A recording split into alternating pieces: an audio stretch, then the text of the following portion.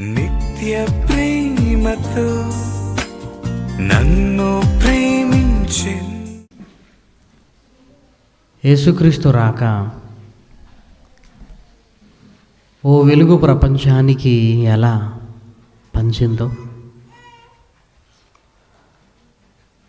కనపడుతున్న నక్షత్రాలే ఎన్నో సూచనలుగా ఈరోజు మనకు అర్థమవుతున్నప్పుడు,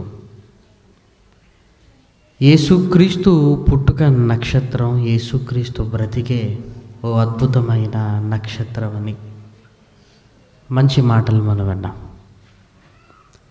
తిరిగి వాక్య భాగంలోనికి మనం వెళ్ళగలిగితే మన కుటుంబాలు, మన పిల్లలు, మన జీవితాలు దేవుళ్ళో చాలా బలంగా ఉండాలి. ప్రేమన వాళ్ళారు. భక్తి అనగానే 2 రోజులు వెలిగిపోవటం, 4 రోజులు చల్లారిపోవటం, ఒకరోజు నోరు కట్టుకోవటం, ఇంకొక రోజు ఇష్టానుసారంగా మాట్లాడటం, ఒకరోజు ఎన్నన్నా భరించటం, మరొక రోజు ఎదురు తిరగటం కాదు ప్రేమన వాళ్ళారా. మనం ఎప్పుడు ఎలా అనుకుంటామంటే, ఈ 2 రోజులు భరిస్తున్నాను, ఈ 2 రోజులు భరించానంటే ఇదిగో 3వ రోజు, 4వ రోజు అనే హక్కు నాకుంది అన్నట్లుగా భావిస్తుంటాం. 2 రోజులు ఏం మాట్లాడకుండా నోరు కట్టుకుంటాం. ఇక 3వ రోజు రాగానే ఎన్ని మాటలు అనాలో అన్ని మాటలు మాట్లాడుతుంటాం. అంటే కొన్ని రోజులు భక్తిగా ఉన్నట్టుగా, భక్తిగా బ్రతుకుతున్నట్లుగా, ఏమొద్దులే, ఏమి నాకు అనవసరంలే అనుకున్న మనమే మరలా 2 రోజులు దాటగానే యథాస్థితిలోనికి వెళ్ళిపోతుంటాం. మరి మనం అట్లాగా నిజంగా ఎందుకు ఆ స్థితి కలుగుతుంది మనకి? బ్రతకాలి బ్రతకాలని 100 సార్లు అనుకున్న వారమే, బ్రతకండి బ్రతకండి అని 1000 సార్లు దేవుని మాటలు వింటున్న వారమే ఎందుకు మరలా ఇలా మారిపోతున్నాం మనం? ఎక్కడ పొరపాటు జరుగుతుంది? దుష్టుడు ఎలాంటి తంత్రములు వేస్తున్నాడు? వాడు మనల్ని పడగొట్టడానికి ఎలాంటి మాయోపాయాలు పన్నుతున్నాడో మనం చాలా జాగ్రత్తగా గ్రహించుకోవాలి. ఒక పంట వేసినప్పుడు పంటలో ఒక మొక్కను చూసి ఇంటికి వస్తే కాదు, ఒక రైతు పంటనంతా పరిశీలించుకోవాలి. ఏ మొక్కకైనా తెగులు పట్టిందా, ఏ మొక్కకైనా ఇబ్బందికరంగా ఉందా, అది గుర్తించగలిగితే మందు చల్లుతాడు. ఈ ఒక్క మొక్కే కదా, ఏమవుతుందిలే అనుకుంటే ఆ మొక్కకు పట్టిన తెగులు మిగిలిన పంటంతా పట్టడానికి ఎన్నో రోజులు పట్టదు.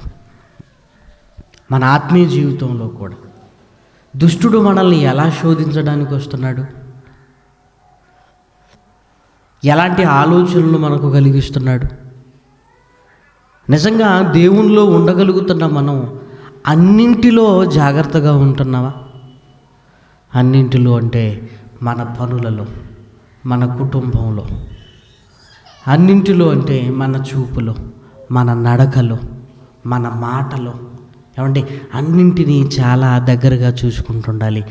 ఏ దానికి ఇబ్బంది వచ్చినా మన జీవితమే పోతుంది ప్రేమన వాళ్ళారా.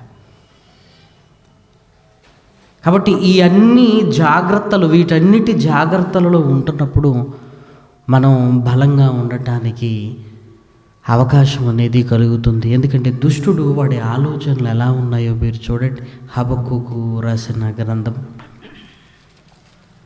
దయచేసి మీ బైబిల్ను తెరిచి 1వ అధ్యాయము 15వ వచనం. హబక్కూకు గ్రంథము 1వ అధ్యాయము 15వ వచనం. వాడు గాలము వేసి మానవులనందరినీ గుచ్చి లాగియున్నాడు, ఉరులు ఒగ్గి చిక్కించుకొనుచున్నాడు. వాడు తన వలతో వారిని కూర్చుకొని సంతోషపడి గంతులు వేయుచున్నాడు. ఎవరు? దుష్టుడు. ఎవరిని మృంగుదనా అని తిరుగుతున్నాడు అనుకుంటున్నాం మనం. కానీ కేవలం తిరుగులాటలో లేడు. ఇదిగో మింగేసి మనల్ని తన వలలో చిక్కించుకొని గంతులు వేస్తున్నాడు అంటే వాడు ఎంత సంతోషంగా ఉన్నాడో చూడండి. వాడు మనల్ని తన వలలో చిక్కించుకొని గంతులు వేస్తున్నాడు అంటే చాలా సంబరపడుతున్నాడండి.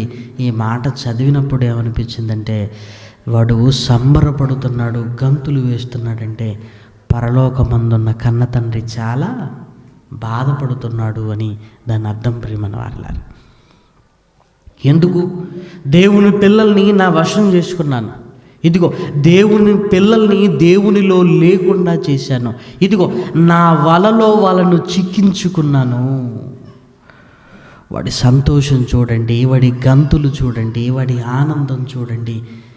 మానవాళి వాడి వలలో పడిపోతుంది. ప్రియమైన వారలారా, వాడు ఏం చేస్తున్నాడంటే ఉరులు ఒగ్గి అన్నాడు. ప్రియమైన వారలారా, ఉరులు ఒగ్గి ఎలాగైనా ఆ ఊరిలో మనం పడాలి అని, ఎలాగైనా ఆ ఊరిలోనికి మనల్ని తీసుకొని రావాలని వాడు చెయ్యని ప్రయత్నం అంటూ లేదు. ప్రియమైన వారలారా, అన్ని రకాలుగా వాడు ప్రయత్నం చేస్తున్నాడు. వాడు ఒగ్గుతున్న ఆ ఉరులు ఏంటి? మనల్ని తన వలలో చిక్కించుకోవడానికి వాడు ఉరులు ఒగ్గుతున్నాడు అన్నాడు. ఏంటి ఆ ఉరులు అనేటివి? ఏంటి ప్రియమైన వారలారా? ఒక వేటగాడు పక్షిని పట్టుకునేటప్పుడు కూడా వలను వేస్తాడు. ఆ వలను కనిపించనివ్వకుండా, ఆ వల మీద పక్షి దృష్టి వెళ్ళనివ్వకుండా ఏం చేస్తాడంటే నూకలు జల్లుతాడు. ప్రియమైన వారలారా, ఎప్పుడు కష్టపడి ఆహారాన్ని సంపాదించుకొని తిని తృప్తిగా ఉండే పక్షి ఆ రోజు ఏమనుకుంటుందంటే, నేను కష్టపడకుండానే ఆహారం నాకు దొరికింది, ఇంత సమృద్ధి అనుకుంటుంటుంది. ప్రియమైన వారలారా, వెంటనే ఆ ఆహారాన్ని చూసి ప్రమాదం ఉంది అని మర్చిపోతుంది, గ్రహించదు. ఆ ఆహారాన్ని తినే పనిలో ఉంటుండగానే వేటగాడు ఏం చేస్తాడో తెలుసా? ఆ వలను లాగుతాడు, ఊరిలో పడిపోతుంది. ప్రియమైన వారలారా, ఈసారి మరలా పక్షి వెళుతుంటుంది. వెళుతున్నప్పుడు నూకలు కనపడుతుంటాయి. ఇప్పుడు ఏమనుకుంటుందంటే, నూకలు ఉన్నావంటే ఖచ్చితంగా వల ఉంటుంది అనుకుంటుంది. ప్రియమైన వారలారా, వల ఉందా లేదా క్షుణ్ణంగా చూస్తుంది. వల లేదు అని మరలా దిగుతుంది. ప్రియమైన వారలారా, ఈసారి వల వేసి కూర్చోడు వేటగాడు, బాణముతో చెట్టు చాటున ఉంటాడు. చూసారా, ఇలా కూడా ప్రమాదమే. మరలా ఆకాశంలో ఉన్న పక్షి వెళుతున్నప్పుడు చెట్టు చాటున వేటగాడేమైనా బాణంతో ఉన్నాడా, వల ఏమైనా ఉందా క్షుణ్ణంగా చూస్తుంటుంది. ఏమీ లేదనుకుని ఇదిగో మరలా కిందికి దిగులుతుంది. ఇప్పుడు వేటగాడు ఏం చేస్తాడో తెలుసా? మత్తు కలిపిన ఆహార పదార్థాన్ని వేస్తాడు. తిని ఏం చేస్తుంది? ఇదే స్పృహ కోల్పోతుంది. చూసారా, అంటే వాడు ఏం చేస్తున్నాడంటే ఇదిగో పద్ధతి మారుస్తున్నాడు.